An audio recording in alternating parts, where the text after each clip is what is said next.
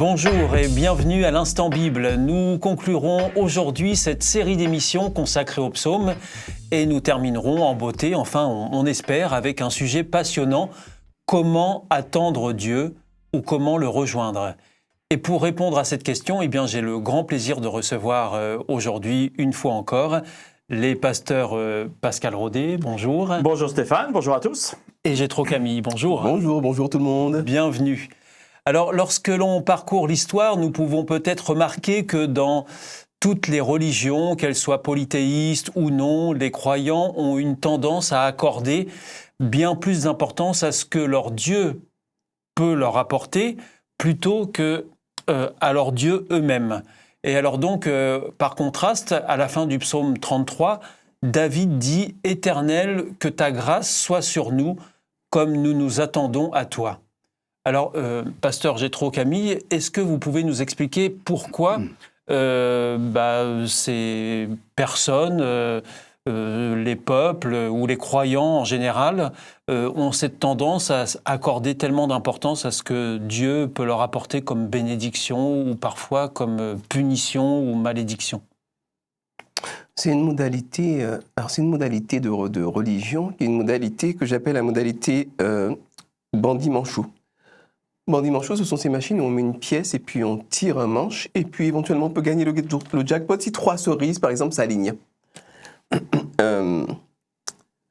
Ces religions-là sont là fondamentalement pour répondre, je pense, à 2 émotions négatives qui sont la peur et le manque. Et donc, comme on a peur, on va chercher la présence d'un Dieu pour se rassurer. On va même inventer des dieux en bois, en pierre, en métal, pour se rassurer. Et on va également inventer une théologie, typiquement dans laquelle il faut soit faire un sacrifice, soit amener des offrandes, soit faire un rite pour que le Dieu soit content, ou la divinité ou les divinités soient contentes et nous donnent ce qui nous manque. Et donc, ces types de religions-là sont tout simplement là pour, dans l'esprit de ceux qui les pratiquent, en tout cas, pallier leur peur et pallier leur manque. C'est pas vraiment des religions de relation. C'est ce qui explique que finalement, on s'intéresse peu à la divinité elle-même. Ils n'ont aucune importance, ils sont interchangeables, les dieux, dans ce système-là. Ce sont des accessoires qu'on va instrumentaliser. Évidemment, on ne le dit pas, on ne le pense pas comme ça, mais techniquement, c'est ça. Si ce Dieu-là n'a pas répondu à ma prière, je vais aller en prier un autre, c'est pas grave, quoi. Bon, voilà, c'est comme ça. Alors, pasteur Pascal Rodet, est-ce qu'en Israël, c'est dans la même lignée? Est-ce qu'on est dans cette même pensée à l'époque? Dans le principal, on n'avait pas à l'origine cette notion-là de Dieu, mais encore une fois, c'est aussi lié un peu à la nécessité du moment, ou en tous les cas, un nouvel apprentissage qui n'a pas toujours bien réussi. Je pense particulièrement aux Hébreux qui sortent du pays d'Égypte. C'est quand même des décennies et des décennies d'apprentissage du polythéisme égyptien, avec tous ces dieux, avec toutes ces façons de faire. Ils savaient et ils connaissaient le Dieu unique, le Dieu créateur, le Dieu d'Abraham et d'Isaac. Mais il y avait cette habitude qu'ils ont créée aussi au travers des dieux égyptiens, où il y avait cette sensation de calmer un peu les dieux par différentes actions, ce qui a traîné quand même parfois dans le pays d'Israël, où de temps en temps, régulièrement, on voit apparaître cela, voire même carrément, et ça rejoint un peu ce que disait Jétro, des dieux interchangeables, et d'un seul coup, Dieu unique disparaît, et on a repris des dieux des voisins. Tiens, il est pas mal, il a l'air d'aller, on va le mettre en Israël, on va le mettre à la maison, on va le mettre avec sa statue et tout, et hop, c'est reparti dans ces vieilles habitudes un peu d'Égypte. Alors, pasteur Jétro, qu'en est-il des psaumes, des auteurs des psaumes? Est-ce qu'ils s'inscrivent aussi dans cette pensée? Oui et non. Oui, parce que parfois les auteurs des psaumes ont peur. Et donc, typiquement, leur relation avec Dieu, à certains moments de leur vie, va être placée sous le signe d'une demande de délivrance, d'une demande de réassurement, comment est-ce qu'on dirait en français, d'être rassuré, ou d'être rassuré, quoi, d'une demande de consolation. Et donc, on est dans cette modalité, quelque part, un petit peu de marchandage. Je vais t'adorer, mais toi, délivre-moi de mes ennemis, donne-moi la victoire sur eux, et puis viens à mon secours. Et puis, à d'autres moments, non. notamment ce passage que vous avez cité, Stéphane, quand vous dites que David conclut le psaume 33 en disant « Éternel, que ta grâce soit sur nous, car nous attendons à toi ». C'est ça que je trouve chouette, c'est que à la fin, ils ne s'attendent pas aux bénédictions de l'Éternel, à la protection, à la délivrance. Rien de tout cela, ils attendent Dieu lui-même, comme si Dieu était digne de leur intérêt, de leur amour. Et alors vous, dans votre foi, pasteur Pascal Rodet et Jétro Camille, à quoi est-ce que vous vous attendez? Aux bienfaits que Dieu peut apporter, ou peut-être même aux méfaits ou aux malédictions? Ou est-ce que ce qui vous intéresse dans cette foi, c'est Dieu lui-même, c'est Pascal Rodet? Pour moi, c'est la relation que je peux avoir avec Dieu. Elle est basée sur ma compréhension et ma connaissance de lui comme étant mon Dieu avec qui je parle, je discute, je partage, quoi qu'il arrive. Bien sûr que je crois en un Dieu qui peut agir, qui peut m'apporter des bénédictions, qui peut m'apporter un soutien, qui peut même faire des miracles, puisqu'on peut les lire dans la Bible. Mais c'est pas parce qu'il va faire un miracle pour moi ou m'apporter une bénédiction que je vais être en relation avec lui. C'est véritablement, avant de parler de tout cela, une question de relation et de communication quotidienne avec lui. C'est un ami, c'est mon père avec qui je discute au quotidien. Pasteur Jétro Camille, pour vous, qu'est-ce qu'il en est? Ça dépend des jours.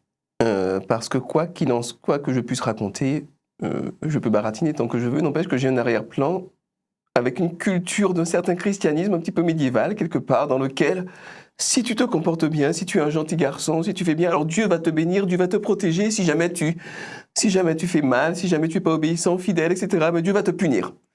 Et quelque part, bien que je ne crois pas en cela, mais c'est quand même ancré quelque part dans ma tête. Et par exemple, si en venant ici... Mais pourquoi c'est ancré dans votre tête? Parce que ça a été conditionné, ça fait partie de l'inconscient collectif, je pense, de toutes les civilisations chrétiennes.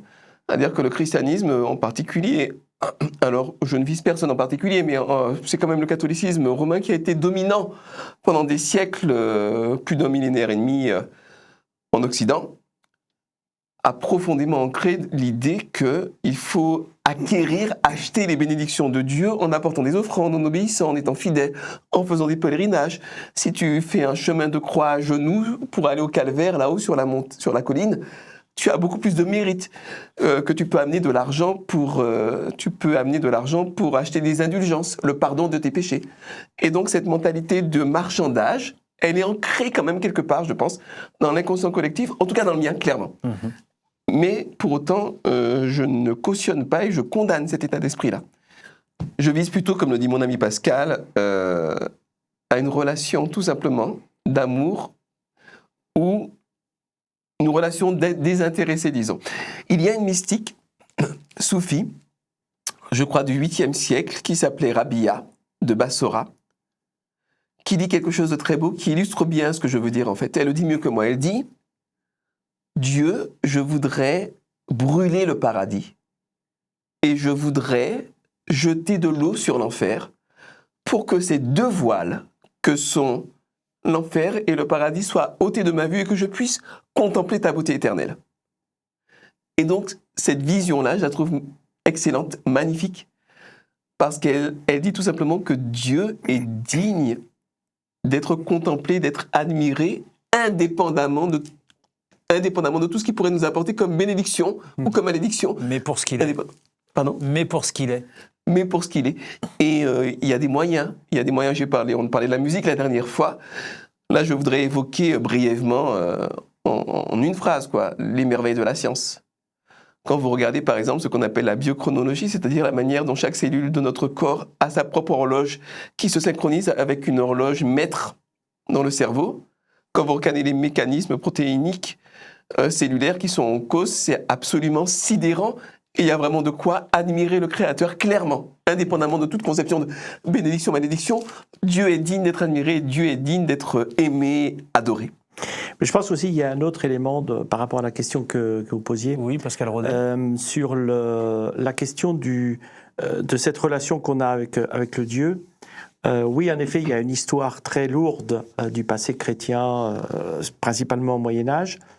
Mais j'ai l'impression qu'il y a aussi un élément humain, parce que ça peut arriver pour n'importe quelle religion, où on a du mal à imaginer ne pas devoir faire quelque chose pour mériter. Pour mériter la bénédiction de Dieu, pour mériter l'amour de Dieu. Il y a quelque part, en tout homme, en toute femme, ce besoin de se dire mais moi je vais pouvoir faire quelque chose en disant allez, c'est moi qui le mérite. Parce qu'on n'aime pas trop s'abandonner à Dieu, parce qu'on n'aime pas trop se dire non, il peut pas m'aimer si je fais pas quelque chose. Et c'est toute la difficulté humaine ici. Un enfant, si on n'y fait pas gaffe ou si on ne fait pas attention, va toujours faire quelque chose pour que ses parents l'aiment, ou en tous les cas qu'il a un regard sur lui. C'est très tôt cet aspect-là. Et donc je pense que c'est aussi personnellement quelque chose qu'on doit faire attention.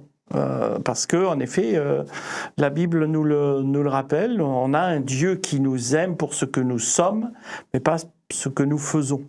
C'est pas du tout la même chose. Alors, je vous propose qu'on puisse continuer à avancer dans cette émission. Vous êtes, vous deux, des pasteurs adventistes. Et alors, est-ce que vous pouvez nous rappeler la signification de ce mot adventiste, pasteur Pascal Rodet? Oui, alors le mot adventiste est un mot qui est issu d'un mot latin, hein, adventus, qui est la même racine d'ailleurs que l'image que l'on peut avoir dans les jours de Noël. Vous savez, le fameux calendrier de l'Avent. Où il y a ici ce petit possibilité chaque jour d'ouvrir un petit cadeau avant juste les 24 jours avant Noël. Et le 25, on ouvre le grand cadeau. Ce mot avant, c'est-à-dire on attend, on est là dans l'attente de ce jour extraordinaire du 25 décembre, pardon. C'est la même chose pour nous, adventistes, où nous attendons le retour du Christ. Et ça, c'est quelque chose de très fort, très important pour nous, où on est en attente de ce retour, on est en attente de cette fin du mal, de toute d'événements que l'on retrouve beaucoup dans l'Apocalypse, dans Matthieu aussi, lorsque Jésus parle de la fin des temps, dans différentes choses. Et donc c'est pour ça que dans notre Église, on a voulu marquer cette démarche du psaume 33. Mettre l'accent sur l'attente. Sur l'attente de Dieu. Et c'est ça, s'attendre à Dieu, pasteur Jétro Camille, rejoindre Dieu? Oui et non. Dans le retour de Jésus, il y a une dimension du futur. Ça va se passer loin dans le futur. Et donc, cette attente, on peut la vivre de deux manières différentes. On peut la vivre soit en étant amoureux de Dieu, et en étant vraiment dans ce désir de Dieu quotidien, cette envie de Dieu. Ou bien on peut l'attendre au contraire, simplement en se disant Jésus va revenir, on l'attend, il tarde, c'est long. Et donc il y a attendre et attendre, c'est pas exactement la même chose. S'attendre à Dieu, c'est vraiment ce désir de Dieu, cette envie d'être avec Dieu, tout simplement, comme qu'on est amoureux de quelqu'un, quoi. D'accord. Et alors, quels sont les meilleurs moyens de s'attendre à Dieu, justement, pasteur Pascal Rodet? Je pense qu'à un moment donné, il y a besoin de faire un peu le vide en nous. C'est-à-dire qu'il ne faut pas s'attendre à ce que moi je veux, parce que c'est déjà presque vouloir mettre Dieu comme moi je l'entends et je le souhaiterais, mais plus se dire être prêt à être surpris par Dieu. C'est ça un peu s'attendre à Dieu. C'est-à-dire se laisser surprendre en quelque sorte. Se laisser surprendre par Dieu, se laisser surprendre par son action, sa présence. Dans mes prières, je peux faire des demandes, je peux attendre des réponses. Mais si le jour où c'est une réponse non, non, tu n'auras pas ce que tu demandes. Mon attente est un peu... tombe à l'eau, quoi.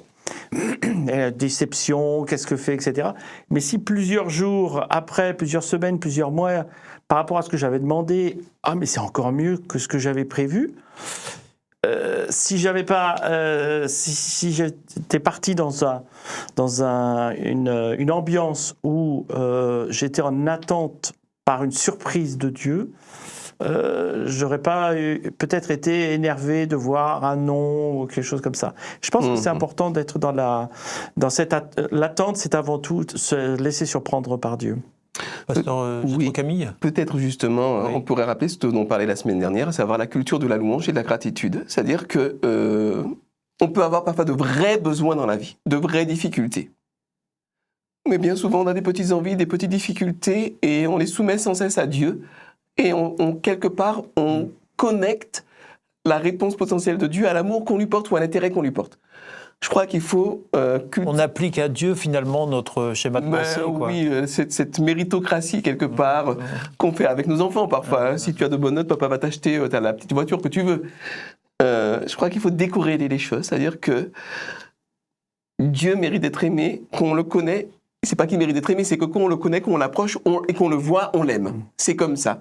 On peut pas faire autrement. Après, c'est vrai qu'on a aussi des besoins. Si on apprend à être heureux déjà avec ce qu'on a, avec cette culture de la gratitude, on est moins omnibulé par nos besoins et qu'on a de vrais besoins.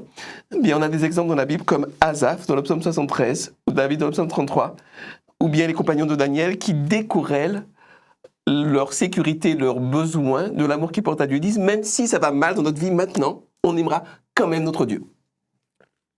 Merci pour cette conclusion. Nous espérons que ces émissions sur les psaumes vous ont apporté des réponses profitables dans votre quotidien.